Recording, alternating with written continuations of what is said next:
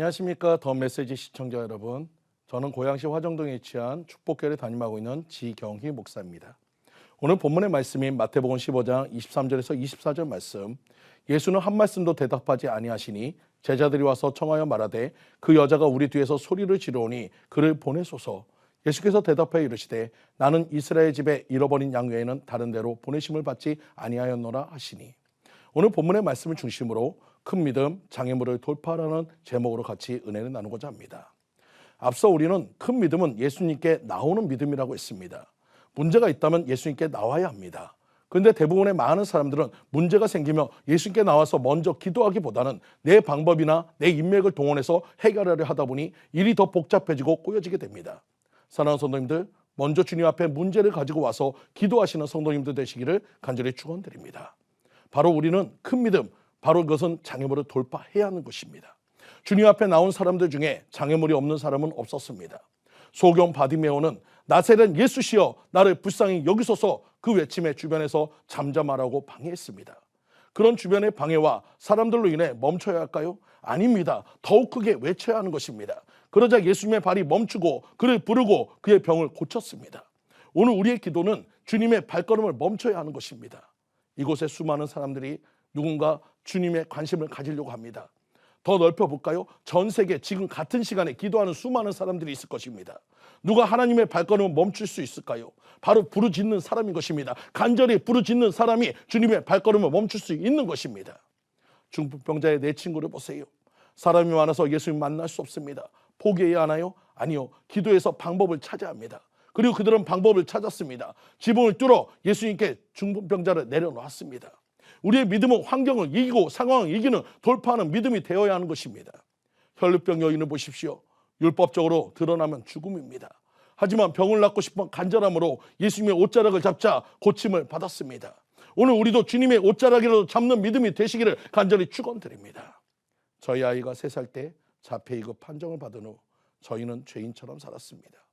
자폐는 마치 유리관에 아이만 넣어놓은 것처럼 주변에 어떠한 일이 와도 보지도 않고 듣지도 않는 모습입니다. 그러다 보니 저와 아내는 애성이라는 이름으로 전화만 오면 죄송합니다가 먼저 나왔습니다.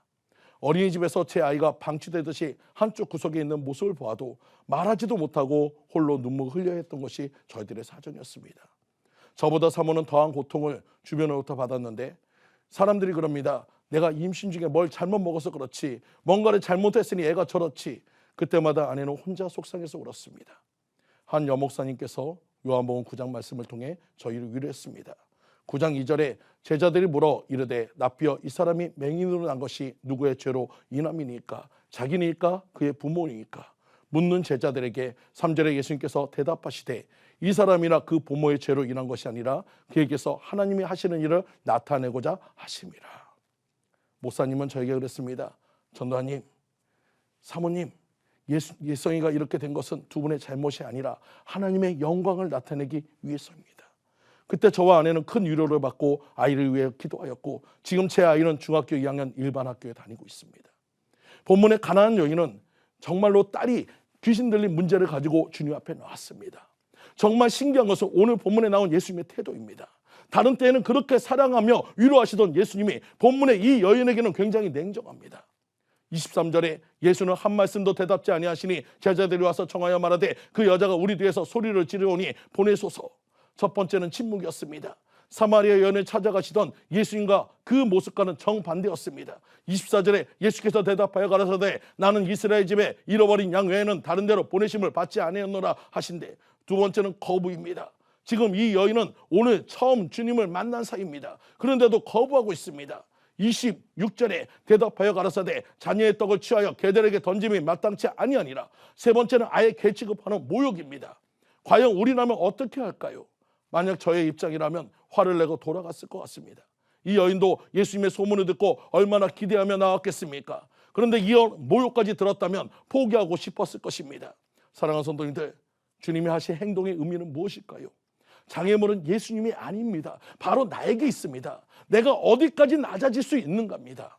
아브라함이 사랑하는 아들 이삭을 드리는 믿음으로 나아가서 마지막 칼을 그는 순간까지 하나님이 침묵하셨듯이 너의 간절함을 보이라는 것입니다. 물에 빠진 사람이 간절해야 구해지듯이 우리의 간절함을 보이라는 것입니다. 얼마만큼 내 것을 포기할 수 있는가? 예수님의 작은 침묵에도 참지 못하는 우리가 내 자존심을 건드리는 모욕까지 받았다면 여러분 기도하겠습니까?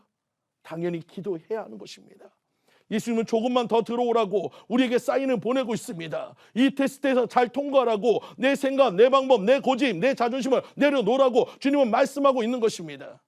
마태복음 15장 27절 말씀에 여자가 가로되 주여 올소이다마는 개들도 제 주인의 상에서 떨어지는 부스러기를 먹나이다 하니 가나안 여인은 예수님의 테스트에 통과했습니다. 스스로를 개로 인정하고 주님의 부스러기 은혜만 있어도 내 아이의 병이 낫겠습니다. 고백 속에 주님의 인정을 받았다는 것입니다. 28절에 이 예수께서 대답하여 가라사대 여자야 내 믿음이 크도다 내 소원대로 되리라 하시니 그 시로부터 그의 딸이 나으니라.